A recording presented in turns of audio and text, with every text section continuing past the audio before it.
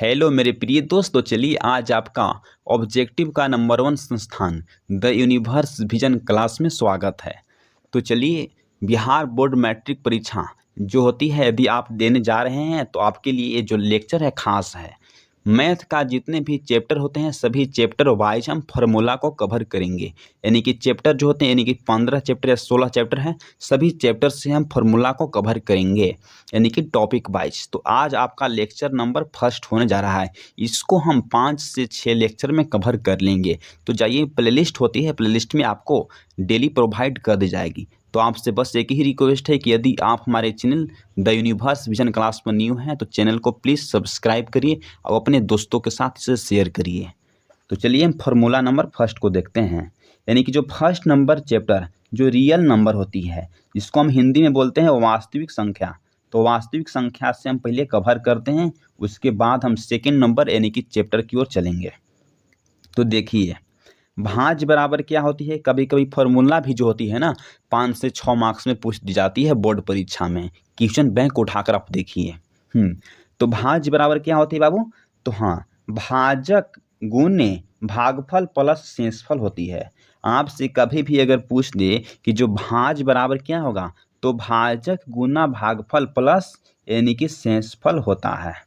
फिर second number देखिए, Euclid विभाजन अगर आपसे पूछ दी जाती है कि यूक्लिड विभाजन प्रेमिका को बताइए, तो आपको क्या बताइएगा। तो जहाँ ए बराबर बी क्यू, जो ए लोग रहा है ना, तो ए बराबर बी क्यू प्लस आर, हाँ प्लस आर, हाँ जीरो जो होगा ना वह आर से बराबर भी होगा और आर से क्या होगा, तो आर से यानी कि बड़ा होगा। जो आर होगा ना वह क्या होगा, तो आर जो है वह 20 से हमेशा यानी कि बड़ा होगा। कभी भी जो है उसके बराबर और उससे यानी कि बड़ा नहीं, छोटा नहीं होगा। यूक्लिड विभाजन प्रमेय यही होती है। आपको याद रखना है या आपको मैथ बनाने में आपको आसानी मिलेगी। तो चलिए हम चलते हैं, नेक्स्ट नंबर देखते हैं। देखिए, दो संख्याओं का गुणनफल अगर आपसे बिहार बोर्ड में पूछ दी जाए, या आपको अगर आप मैथ बना रहे हैं तो हाँ, तो दो संख्याओं का गुणनफल बराबर क्या होता है। तो मस्सा और लस्सा का गुणनफल, मस्सा और लस्सा का गुणनफल बराबर क्या होगा, तो ए इंटू बी बराबर HCF गुना LCM होता है। दो संख्याओं का जो गुणनफल होती है ना, क्या होती है, ए इंटू बी बराबर HCF इंटू LCM होती है। चौथा नंबर देखिए, आपसे पूछा जा रहा है कि जहाँ ए बराबर क्या है बाबू, तो ए जो है ना वह भाज है। अब ए जो है क्या है, भाज है। तो भाज बराबर अगर आपसे पूछ दी गई तो क्या होगा, तो भाजक गुना भाज बराबर, तो भाजक गुना भागफल प्लस यानी कि शेषफल। जो बी जो है क्या है, तो बी जो है वह भाजक है, और ये जो क्यू जो है वह क्या है, तो भागफल है, और जो आर है वह शेषफल है, अब ए जो है से क्या है, तो भाज्य है। तो चलिए हम चलते हैं, अब नेक्स्ट नंबर क्वेश्चंस को देखते हैं। हाँ देखिए, HCF एंड LCM आपसे बोला जा रहा है कि HCF, हाँ मल्टीप्लाई यानी कि LCM A एंड B और A एंड B बराबर क्या होगा, तो A equal to A into B हो जाएगा। ये सब क्वेश्चन आपको मैथ्स बनाने में काफ़ी ज़्यादा हेल्प करेगी। या कभी भी अगर आपसे बराबर करना है तो HCF बराबर क्या होगा, तो A into B by LCM हो जाती है। HCF बराबर A जो है ना, A और B हम मानते हैं, HCF बराबर क्या होगा, तो A इंटू बी या बटा में इसको हम LCM भी हो जाती है। तो चलिए चलते हैं, नेक्स्ट नंबर देखते हैं। तो LCM बराबर भी क्या होगा, तो LCM बराबर A इंटू बी बटा में HCF हो जाएगा। LCM बराबर आपसे पूछा जा रहा था यहाँ HCF बराबर, तो A into B by LCM। अगर आपसे LCM पूछ दी जाती है तो A इंटू बी, अब LCM की जगह है आप HCF रख दीजिए, चलिए हो जाएगा। अब A बराबर क्या होगा, तो A बराबर आपको, हाँ A को इन्हें कर दीजिए, आपको हो जाएगा LCM गुना HCF बटा बी। देखिए, जो LCM और HCF है उसको हम ऊपर भेज दिए, अब B जो है वह नीचे आ गया, ये जो है बराबर आ गया। ये क्या है, भाज्य बराबर। अब B देखिए, ये B बराबर, इसको आप इसी फॉर्मेट में भी लिख सकते हैं, ये सब आप जान रहे होंगे। तो चलिए चलते हैं, नेक्स्ट नंबर क्वेश्चन को हम देखते हैं। पहली संख्या गुना दूसरी संख्या बाबू बराबर क्या होता है। पहली संख्या गुना दूसरी संख्या बराबर, तो HCF गुना LCM हो जाएगी। तो चलिए चलते हैं नेक्स्ट नंबर क्वेश्चन की तरफ। देखिए यहाँ लिखा गया है कि याद करना जरूरी है, जिसको आपको VVI माना गया है। देखिए VVI है, आपको बोर्ड परीक्षा में कभी भी पूछ दे A+B का होल स्क्वायर बराबर क्या होगा। आपसे पूछा जा रहा है कि A+B का यानी कि होल स्क्वायर बराबर क्या होगा। तो A square plus B square plus 2AB। यदि आप जो है ना फर्स्ट चैप्टर से फार्मूला को कवर कर लीजिए, उसके बाद मैथ को बना के देखिए, आपको एक भी मैथ छूटेगा नहीं। उसके बाद आप चैनल को सब्सक्राइब करिएगा, जहाँ तक मुझे उम्मीद लग रही है। इसी तरह से अगर आप सेकेंड जो है अध्याय यानी कि बहुपद से आप फार्मूला को कवर कर लीजिएगा, तो आपको मैथ बनाने में सेकेंड चैप्टर से एक भी मैथ दिक्कत नहीं होगा। इसी तरह से आपको 15-16 चैप्टर से जब आप देख लीजिएगा, तो आपको मैथ जो है सभी चैप्टर से आसानी से बन जाएगी। देखिए फिर देखिए A+B जो है ना, इसका यूज किया गया है फर्स्ट नंबर यानी कि चैप्टर फॉर्मूला में। A+B जो है ना, उसका क्यू बराबर क्या होगा, तो AQ plus BQ plus 3A square B plus 3AB square होती है। A+B के क्यू देखते हैं ना, तो AQ plus BQ plus 3A square B plus 3A यानी कि B स्क्वायर हो जाती है इसका क्यू। ये सब जो है इसका यूज किया गया है फर्स्ट नंबर यानी कि चैप्टर फॉर्मूला में, इसको यूज किया गया है। बस इससे ज़्यादा फार्मूला इसको यूज नहीं करना है चैप्टर नंबर फर्स्ट में। तो चलिए अब चलते हैं सेकंड नंबर चैप्टर, जिसका नाम क्या है, तो पॉलीमल्स यानी कि बहुपद। बहुपद से अगर जितना भी फार्मूला जो अगर मैथ में है ना, उसको हम सभी को इसमें इंक्लूड किए हैं। ये सबको आपको दे के जाइए, उसके बाद मैथ बनाइए, आपको दिक्कत नहीं होगा। तो देखिए बहुपद से देखते हैं चैप्टर नंबर सेकंड, जिसको हम मूल बोलते हैं या शून्य बोलते हैं। अब मूल या शून्य का योग अल्फा प्लस बीटा बराबर क्या होगा, तो माइनस बी बाई ए होगा। आपसे बोला जा रहा है कि शून्य का योग बताइए, यानी कि जो अल्फा प्लस जो बीटा है ना, उसका योग पूछ रहा है। तो क्या होगा, तो माइनस बी बाई ए होगा। इसको आपको याद करना है। फिर देखिए आपसे पूछा जा रहा है कि मूल्य या शून्य का गुणनफल अगर पूछ दे तो क्या करिएगा, तो यानी कि अल्फा इंटू अगर बीटा अक्सर आपके पूछ दे तो क्या होगा, तो सी बाई ए हो जाएगी। क्या होगा, तो सी बाई यानी कि ए हो जाएगी। फिर चलिए देखते हैं नेक्स्ट नंबर। चलिए नेक्स्ट नंबर हम देखते हैं द्विघात बहुपद का सूत्र। अगर आपसे सेकंड नंबर जब चैप्टर को बनाइएगा तो द्विघात बहुपद सूत्र पूछ दे, यानी कि तक क्या करिएगा, तो x बराबर, हाँ देखिए, तो X square minus alpha plus beta X plus alpha into beta. इस फॉर्मूला को आपको याद कर लीजिए, आपको दिक्कत नहीं होगा। यानी कि सेकेंड चैप्टर से मैथ को बनाने में क्या याद करना है, द्विघात बहुपद के सूत्र। तो X square minus alpha plus beta into x plus alpha into beta हो जाएगी। फिर देखिए द्विघात बहुपद का यानी कि व्यापक रूप, अगर आपसे द्विघात बहुपद का व्यापक रूप पूछ दे तो आप क्या करिएगा, तो A square plus B X plus C आपको बोलना लिख देना होगा। क्या, तो A X square plus B X plus C जो है ना, आपको यानी कि इस फार्मूला के हेल्प से बनाना होगा। फिर देखिए अगर रैखिक के बात की जाती है, रैखिक के लिए, लीनियर के लिए तो क्या होगा, तो ए एक्स प्लस बी हो जाएगी। लीनियर के लिए तो ए एक्स प्लस यानी कि बी हो जाएगी।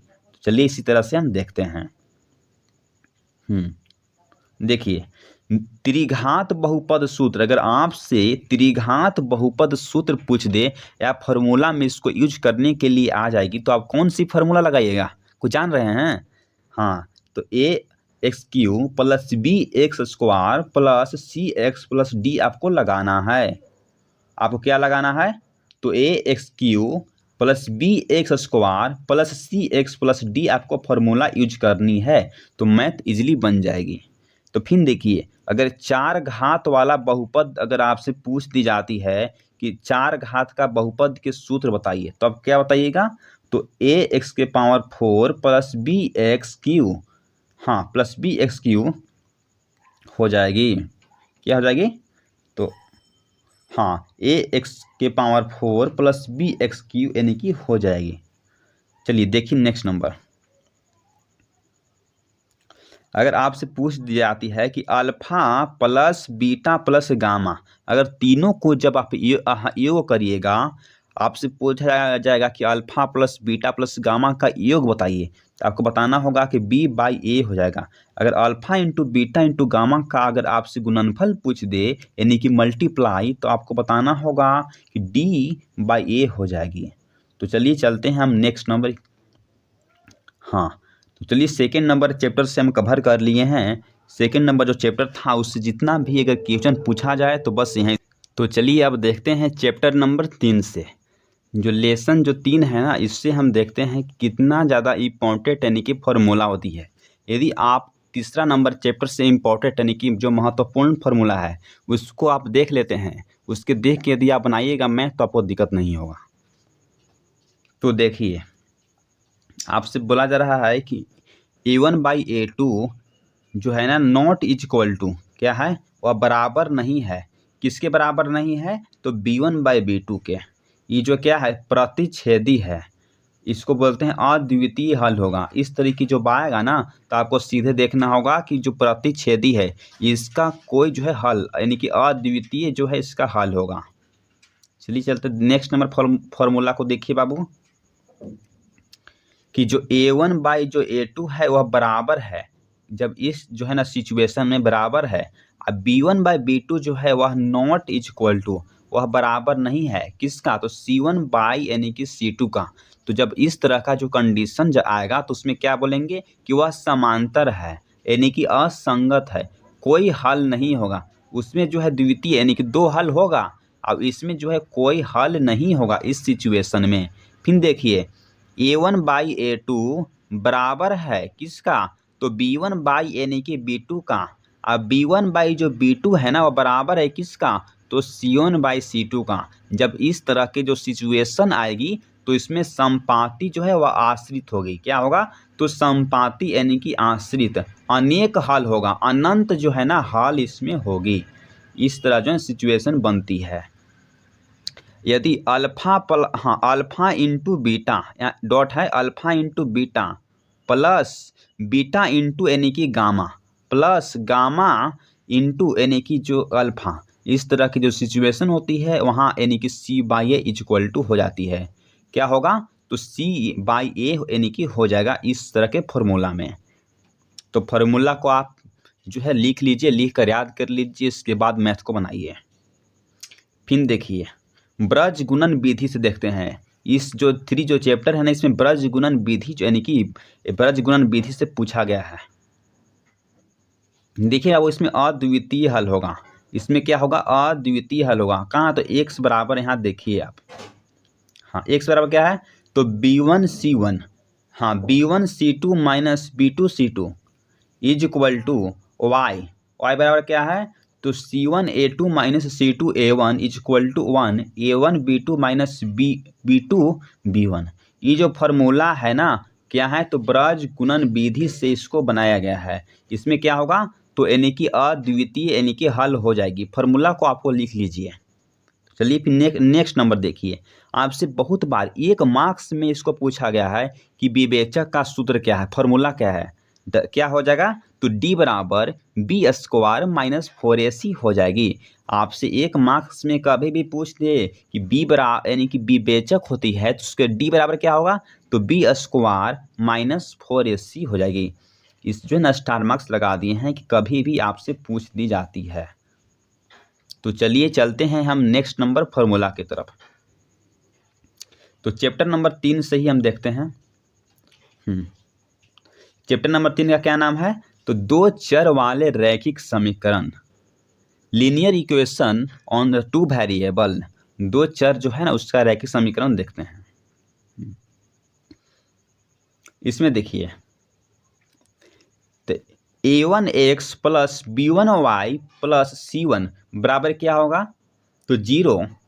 A2x plus B2y plus C2 is equal to यानी कि 0 हो जाएगी। क्या है, ये किसका इक्वेशन है, तो रैखिक समीकरण का इक्वेशन है, 2 चर वाले रैखिक समीकरण का। इसके बराबर ये जो इक्वेशन हो जाती है। फिर देखिए बोला जा रहा है कि जब A1/A2 यानी कि नॉट इज इक्वल टू यानी कि बराबर नहीं है किसका, तो B1/B2 का। फर्स्ट में तो बताया जा रहा है कि जो A1/A2 जो है यदि बराबर नहीं है B1/B2 का। सेकेंड नंबर कंडीशन को देखिए, प्रतिच्छेद करती है रेखा। जो रेखा जो है वो क्या करती है, तो प्रतिच्छेद करती है। ग्राफ को आप देखिए, जो रेखा है ना एक बिंदु पर इंटरसेक्ट कर रही है, यानी कि प्रतिच्छेद कर रही है। जब दो लाइन किसी एक बिंदु पर अगर इंटरसेक्ट करती है तो उसको हम प्रतिच्छेद रेखा कहते हैं। ग्राफ में इसको दर्शाया गया है। फिर देखिए, केवल एक हल होंगे। जब इस तरह के सिचुएशन जो होगी तो उसमें एक हल होंगे, यानी कि अद्वितीय हल।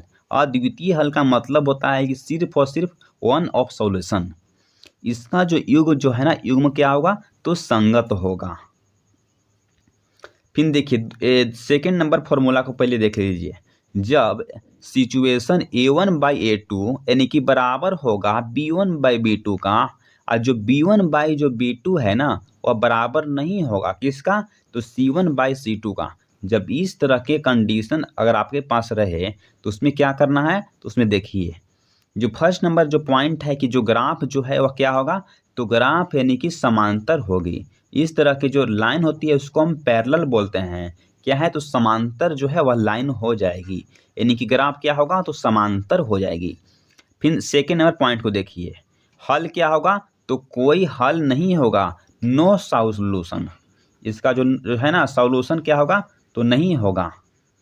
युग्म जो है ना क्या होगा, जोड़ा तो असंगत हो जाएगी। युग्म जो है ना वह असंगत हो जाएगी। फिर तीसरा नंबर फार्मूला को देखिए आप, पहले फार्मूला को लिख लीजिए।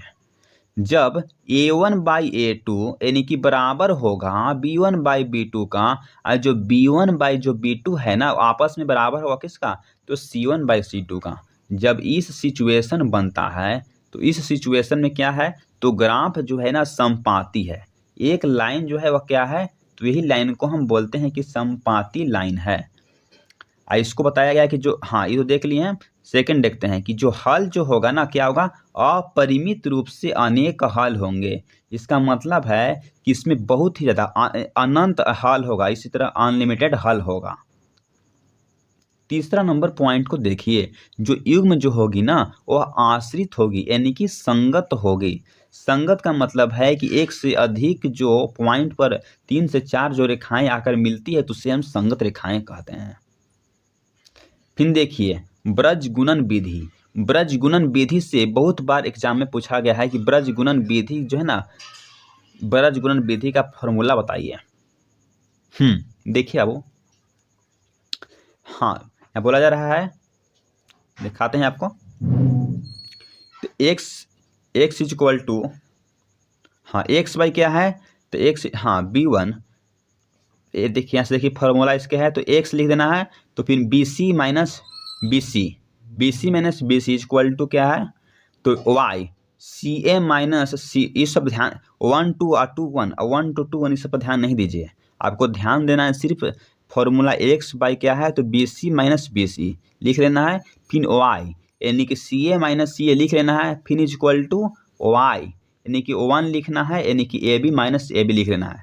अब यहाँ से 12 21 फिर 12 21 आपको लिख देना है फॉर्मूला में। इस फॉर्मूला के आपको याद कर लीजिएगा तो आपको दिक्कत नहीं होगा। ब्रज गुणन विधि का फॉर्मूला है।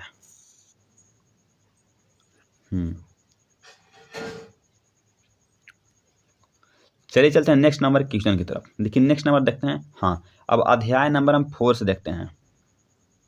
तो अध्याय नंबर जो 4 है ना उसे देखते हैं कितना इम्पोर्टेंट है। देखिए अध्याय नंबर 4 से हम देखते हैं, द्विघात समीकरण होती है। अध्याय नंबर जो 4 है वो क्या है, तो द्विघात समीकरण। इसे हम देखते हैं। पहले नंबर क्वेश्चन को देखिए आप, फॉर्मूला को। द्विघात समीकरण का व्यापक रूप। क्या आप जानते हैं कि द्विघात समीकरण का व्यापक रूप क्या होता है, तो देखते हैं। ax² plus bx plus c बराबर जो 0 है ना वह क्या है, तो द्विघात यानी कि समीकरण का व्यापक रूप यही है। फॉर्मूला को आप लिख लीजिए। फिर से देखते हैं, तो ax² bx plus c equal to 0 हो जाएगी। फिर देखिए विवेचक देखिए डी बराबर क्या होगा, तो बी स्क्वायर माइनस 4ac जो है वह हो जाएगी क्या, तो विवेचक हो जाएगी। तो चलिए फिर देखिए तीसरा नंबर सूत्र को आप देखिए बाबू कि द्विघात सूत्र क्या होती है। इस सब आपको फॉर्मूला जो है ना कभी भी 1 या 2 मार्क्स में पूछ ली जाती है। तो माइनस है प्लस माइनस अंडर रूट है तो B square minus 4ac by यानी कि 2a। ये जो फॉर्मूला है किसकी है, तो द्विघात समीकरण की है। सब फॉर्मूला है ना इम्पोर्टेंट फॉर्मूला है, कभी भी बिहार बोर्ड परीक्षा में इस तरह के फॉर्मूला पूछ दी जाती है। तो फिर देखिए 4 नंबर क्वेश्चन को आप देखिए। 4 नंबर क्वेश्चन को आपको देखना है। जब d जो है ना 0 के बराबर हो जाती है तो उस सिचुएशन में क्या होगा, तो बी स्क्वायर माइनस 4ac जो है ना वह 0 के बराबर भी हो जाएगी। यदि जब d बराबर 0 हो जाती है तो जो बी स्क्वायर माइनस 4ac जो है ना वह किसके बराबर हो जाती है, तो 0 के। इसको भी आपको स्टार मार्क्स लगा देना है। तो चलिए हम फिर देखते हैं नेक्स्ट नंबर फॉर्मूला को। हम खाली फॉर्मूला को देखेंगे जो आपके लिए बहुत ज़्यादा हेल्प कर सकता है। मूल वास्तविक एवं समान होंगे। इसका जो मूल जो है ना वास्तविक एवं क्या होगा, तो यानी कि समान होंगे। देखिए फिर दूसरा नंबर देखिए, सेकेंड नंबर देखिए जब d जो है ना 0 से क्या होगा, तो 0 से बड़ा होगा। जब d जो है आपस में 0 से बड़ा होगा, 0 जो है d से छोटा होगा। जैसे में 1 हो गया, 2 हो गया, 1 हो गया, 3 हो गया, 5 हो गया, 4 हो गया, ये सब इसका एग्जाम्पल है। जो मूल जो है ना अवास्तविक यानी कि मूल क्या होगा, तो वास्तविक एवं असमान होंगे। जब इस सिचुएशन जो बनती है तो इसमें जो मूल जो है क्या होगा, तो वास्तविक होगा एवं असमान होंगे। अब जब d बराबर अगर 0 हो जाए, तो जो मूल क्या होगा, तो मूल जो है ना वास्तविक एवं समान यानी कि होंगे। इसको आपको याद रखना होगा। ये देख लिए हैं। तो तीसरा नंबर से देखिए, हम चलते देखते हैं तीसरा पॉइंट को। देखिए जब d जो है ना 0 से क्या, तो 0 से वह छोटा हो जाए, 0 जो है ना d से बड़ा हो जाए। इस सिचुएशन में देखिए तो -1 हो गया, फिर -4 हो गया, -7 हो गया, इस तरह से इसका एग्जाम्पल हो जाती है। तो जो क्या होगा, जब d है वह क्या है, तो 0 से छोटा है, तो इस सिचुएशन जो होती है उसमें मूल अवास्तविक होंगे। मूल क्या होंगे, तो अवास्तविक होंगे यानी कि बराबर नहीं होंगे। देखिए नेक्स्ट नंबर अब देखिए वो अल्फा इंटू बीटा रहेगा तो द्विघात समीकरण होगा।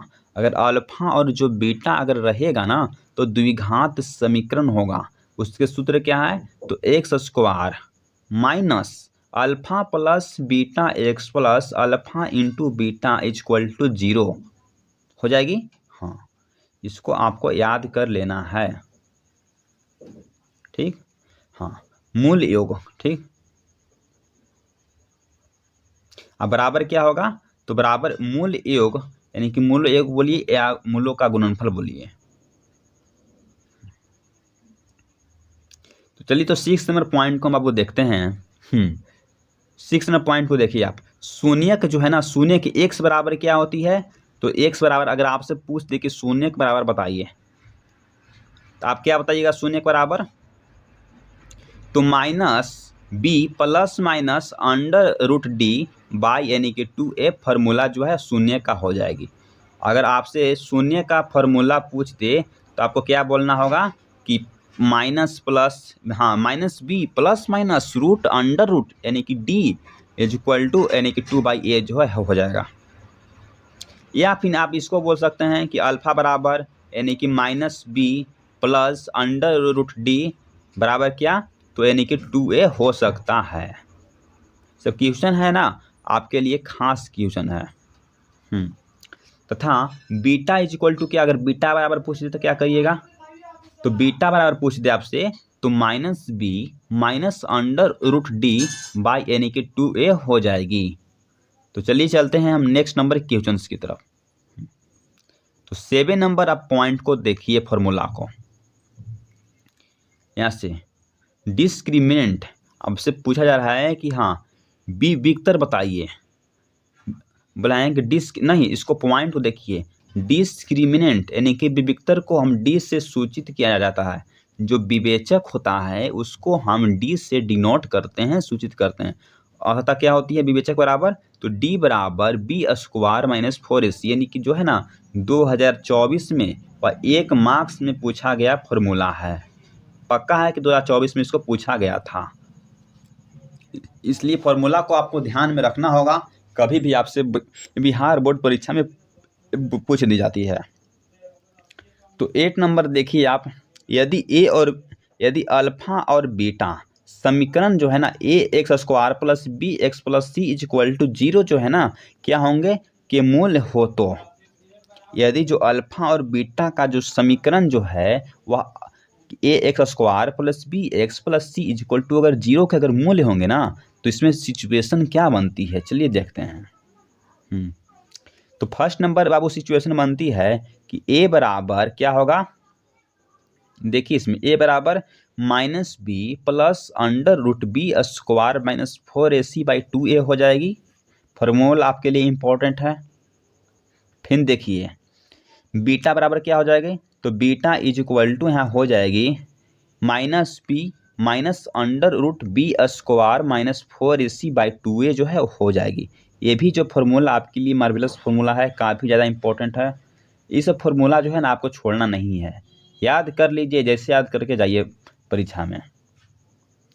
फिर तीसरा नंबर देखिए, 9 नंबर पॉइंट को देखिए, आप देखते हैं यदि X square plus B X plus C is equal to 0 यानी कि 0 बराबर हो तो एक्स बराबर क्या होगा, तो minus B plus minus under root B square minus 4ac यानी कि 2a हो जाएगी।